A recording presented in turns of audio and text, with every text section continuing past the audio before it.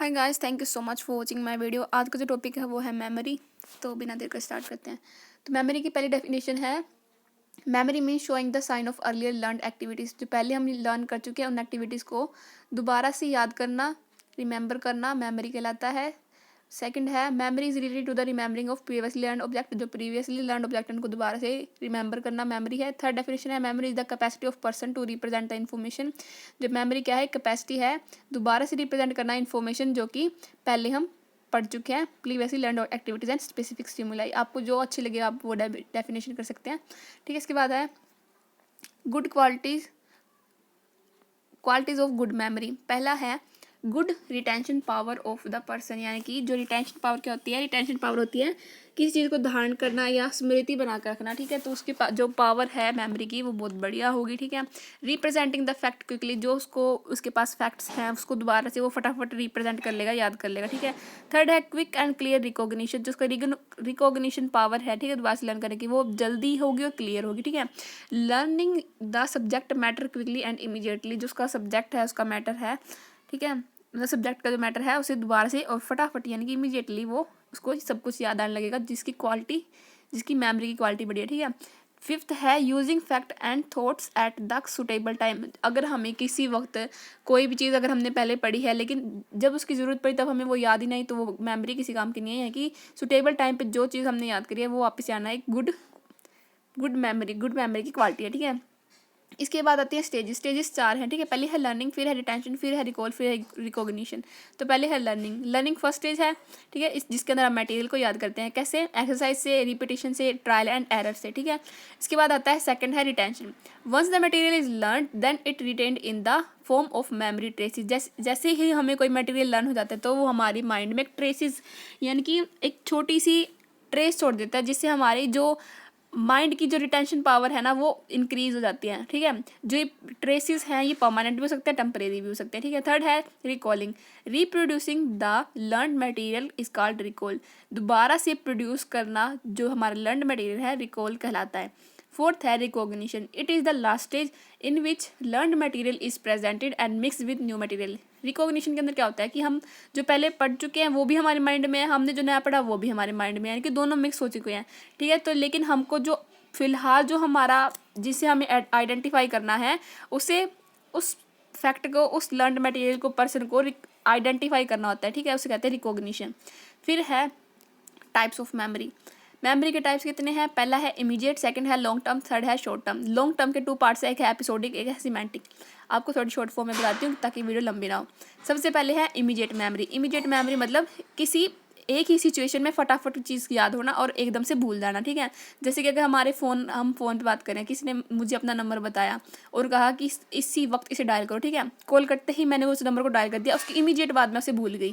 ठीक है, उस नंबर को इसे कहते हैं इमीडिएट मेमोरी। सेकंड है long term memory. Long term memory होती है कि हमें 1 घंटे से ज़्यादा या बहुत टाइम पहले कोई चीज़ हमारे साथ हैपन हुई। ठीक है, तो फिर उसे अभी तक याद रखना, मतलब पहले हुई चीज़ों को अभी तक याद रखना, चाहे वो कितने साल पहले हुई, कितने लॉन्ग टाइम पहले हुई हो, उसे कहते हैं लॉन्ग टर्म मेमोरी। ठीक है, इसके बाद इसके पार्ट है एपिसोडिक और सिमेंटिक। एपिसोडिक के अंदर क्या होते हैं, इसके अंदर है it is a type of long term memory that involve the recollection of specific event situation experience. अगर हमारे साथ कोई ऐसा बहुत बढ़िया हमारा कोई इवेंट गया है, सिचुएशन गया, एक्सपीरियंस गया है, जैसे कि हमारे बेस्ट फ्रेंड की बर्थडे पार्टी कोई बढ़िया गई है या हमारी फर्स्ट डेट, यानी कि जो हमारा सबसे बढ़िया एक्सपीरियंस रहा है उसे एपिसोडिक मेमोरी कहते हैं, उसे याद करना एपिसोडिक मेमोरी कहलाता है। सिमेंटिक का मतलब अगर हमारे कोई वर्ल्ड की जीके के बारे में पढ़ना, जीके के बारे में लर्न करना, ठीक है, तो ये सिमेंटिक मेमोरी होती है। ठीक है, और दूसरी हो सकती है कोई नंबर वगैरह याद करना या फिर कोई कॉन्सेप्ट लर्न करना, ये भी सिमेंटिक मेमोरी के अंडर आते हैं। ठीक है, इसके बाद है जो लास्ट टॉप पार्ट है इसका, ये है short term memory. Short term memory के अंदर क्या होता है, it is the capacity of holding a small amount of information. Small amount of information को हम माइंड के अंदर कैरी करते हैं। ठीक है, in readily available state for the short period of time, और लेकिन लंबे समय के लिए नहीं रखते, कम समय के लिए रखते हैं, शॉर्ट पीरियड ऑफ टाइम के लिए रखते हैं। ये द टाइप्स ऑफ मेमोरी। इसके बाद आता है फेवरेट फैक्टर फॉर मेमोरी। ठीक है, अब मतलब ऐसी कौन सी चीज़ है जिनसे हमारी मेमोरी बढ़ती है। पहला है पेइंग मोर अटेंशन। अगर हमारा कोई सब्जेक्ट है, कोई मैटर है, उसके ऊपर हम ज़्यादा टेंशन देंगे तो ऑफकोर्स वो हमें ज़्यादा टाइम के लिए मेमोरी में रहेंगे हमारी। सेकंड है appropriate speed and method of learning. अगर हमारा मेथड ऑफ लर्निंग का अच्छा नहीं है, हमारा टीचर अच्छा नहीं पढ़ाए तो ऑफकोर्स वो चीज़ें लर्न नहीं होगी। अगर उनकी स्पीड कुछ ज़्यादा है या बहुत कम है तो भी वो चीज़ें हमें ज़्यादा देर तक नहीं याद रहेंगी। फिर है सफिशिएंट मेंटल रेडीनेस। अगर हम रेडी ही नहीं है कुछ भी माइंड में कैरी करने के लिए, हम पढ़ने के लिए तैयार ही नहीं है ऑफकोर्स, तो वो हमारी मेमोरी में नहीं रहेगा। फोर्थ है प्रेजेंट एक्सपीरियंस एंड फीलिंग्स। जो हमारे एक्सपीरियंसेस हैं, हमारी फीलिंग्स हैं, उनको अगर हम मायने रखेंगे तो भी हमारी मेमोरी इंक्रीज होगी, ठीक है। फिर है frequent mental review of subject. अगर हम जैसे सोने से पहले अगर हमने कोई चैप्टर आज पढ़ा है उसके हम रिव्यू कर लेते हैं, ऑफकोर्स अगले दिन यानी कि जब हमारा टेस्ट होगा तो वो हमें याद रहेंगे, ठीक है। तो एक बार फिर से रिव्यू कर लेना चाहिए हमारा जो सब्जेक्ट है, ठीक है। सिक्स्थ है इंटरेस्ट एंड मोटिवेशन। अगर हमारा मोटिवेशन कम होगा, हम मोटिव ही नहीं होंगे पढ़ने के लिए ऑफकोर्स, तो वो मेमोरी के अंदर नहीं रहेगी चीज़ें। और एक है हमारा इंटरेस्ट। अगर हमारे सब्जेक्ट के अंदर कोई इंटरेस्ट नहीं है ऑफकोर्स हम उसे कभी भी याद नहीं रख पाएंगे। फिर लास्ट टॉपिक है हमारा मेमोरी सिस्टम। मेमोरी सिस्टम के अंदर क्या आता है, memory the memorising process is organise in form of memory traces which functions like a computer. जो मेमोरी का जो सिस्टम है हमारे माइंड का वो कंप्यूटर की तरह है।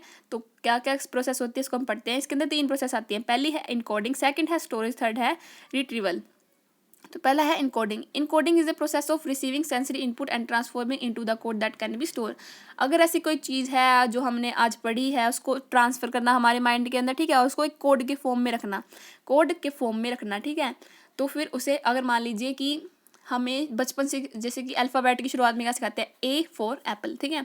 तो जो ए वर्ड है वो एप्पल के फॉर्म में हमारे यानी कि कोड लेके हमारे माइंड के अंदर बैठ गया, यानी कि ए फॉर एप्पल, जो ए है वो कोड वर्ड है एप्पल का, ओके।